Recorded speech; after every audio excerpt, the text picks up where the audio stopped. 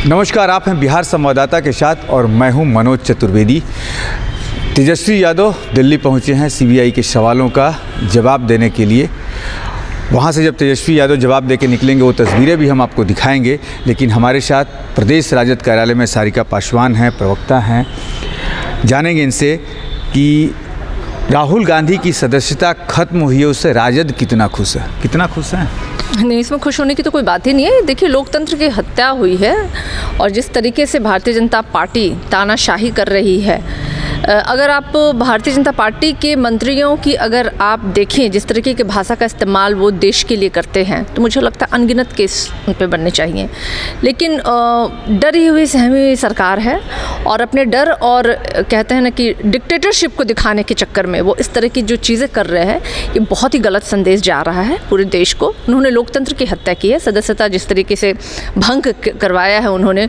और आप देखिए कि उधर फैसला हुआ और तुरंत में उनकी सदस्यता भी भंग हो गई, यानी एकदम क्विक एक्शन और रिएक्शन दूसरे दिन हुई। हाँ, दूसरे दिन भाई इतनी जल्दी, वही तो बता रहे हैं, मानो कि सब कुछ तैयार बैठा पड़ा हुआ था, इंतजार था। चूँकि इंतजार क्या था, सारा कुछ तो उनके द्वारा ही क्रिएटेड था। तो इस तरीके से पूरी मशीनरी ही नहीं, मुझे लगता है कि पूरे सिस्टम को हाईजैक कर रखा है भारतीय जनता पार्टी ने। देश को अपंग बनाने की दिशा में भारतीय जनता पार्टी चल रही है। लेकिन सारिका जी, यही राहुल गांधी हैं जब माननीय आपके अध्यक्ष लालू यादव की सज़ा को कम करने या उन्हें रियायत देने के लिए जब मनमोहन सिंह बिल लेकर आए थे, तो यही राहुल गांधी ने उस बिल को फाड़ा था। और उस समय राजद ने बहुत हंगामा किया था कि जहां मतलब मनमोहन सिंह सेफ करना चाहते थे लालू यादव को, उस बिल को यही राहुल गांधी ने फाड़ दिया था।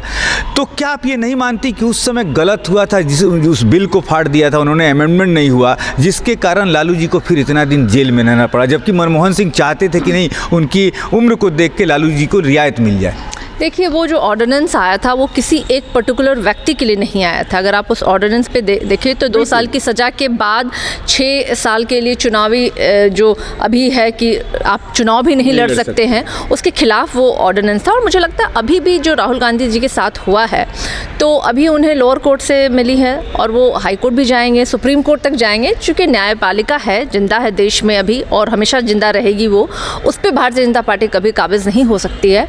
और मुझे लगता है सारे देश के वासी जो होते हैं वो न्यायपालिका के शरण में जाने के लिए स्वतंत्र हैं और राहुल गांधी भी जाएंगे। और जो ऑर्डिनेंस फाड़ने की आप बात कर रहे हैं, तो उसमें कुछ लॉस थे जिनको लेकर के राहुल गांधी जी को आपत्ति हुई थी और उन्होंने उस तरह से किया था। लेकिन अभी जो भारतीय जनता पार्टी जो कर रही है, वो साफ साफ दिख रहा है कि भारतीय जनता पार्टी जो है पूरे देश में डिक्टेटरशिप चलाना चाह रही है, जो कतई मंजूर नहीं है। चूँकि हमने 2 सालों की गुलामी झेली है और ये वो देश है जिन्होंने अंग्रेजों को बाहर खदेड़ा था। तो इस तरह से हमारे 2 वाले लोग चाहेंगे कि पूरे देश में उनकी सत्ता चले। ये निश्चित रूप से नहीं होने वाले। 2024 में वो उखाड़ फेंके जाएंगे।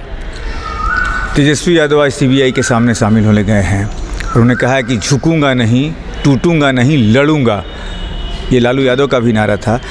क्या सीबीआई इतना प्रेशर, क्योंकि 30 तारीख तक तो सीबीआई उनको अरेस्ट नहीं कर सकती, सीबीआई ने लिख के दिया है कोर्ट में।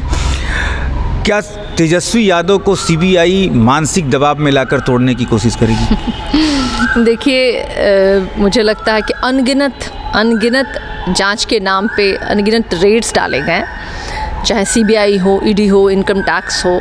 लेकिन बात है कि जिस केस में, जिस ज़मीन के बदले नौकरी देने का आरोप जो राष्ट्रीय अध्यक्ष हमारे लालू प्रसाद यादव जी पे लगाया गया है, वो सबसे बड़ी बात है कि एक रेल मंत्री एम्पावर्ड ही नहीं होता है किसी को नौकरी देने के लिए।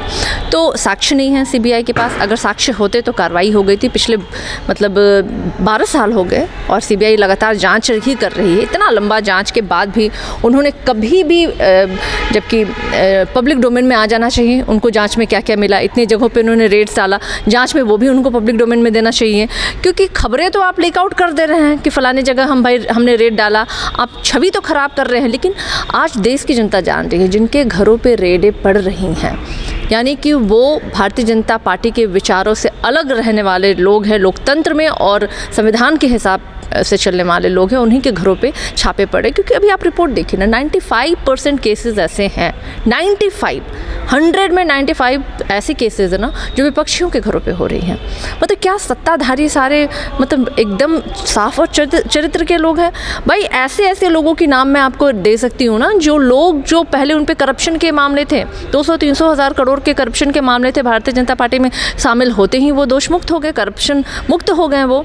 तो भारतीय जनता पार्टी ने ऐसी वॉशिंग मशीन रखी है कि करप्ट लोगों को भी ये लोग एकदम क्लीन दे देते हैं, चिट देते हैं। सारिका जी, पटना के जो राजनीतिक पंडित हैं वो कह रहे हैं कि जितना तेजस्वी यादव को ईओई और सीबीआई परेशान करेगी, उतना ही नीतीश कुमार मंद मंद मुस्कुरा रहे हैं और मुस्कुराएंगे, क्योंकि वो जानते हैं कि जब तक ये परेशान होते रहेंगे तब तक उनकी सत्ता सुरक्षित रहेगी। देखिए, ये लोग ना सीबीआई और ईडी और इनकम टैक्स को भेज करके ये लोग मंद मंद मुस्कान दिखा रहे हैं, लेकिन अंदर इतना डर और दहशत है, क्योंकि ये जान रहे हैं कि इनकी ज़मीन जो है ना 2024 में छीनी जाएगी।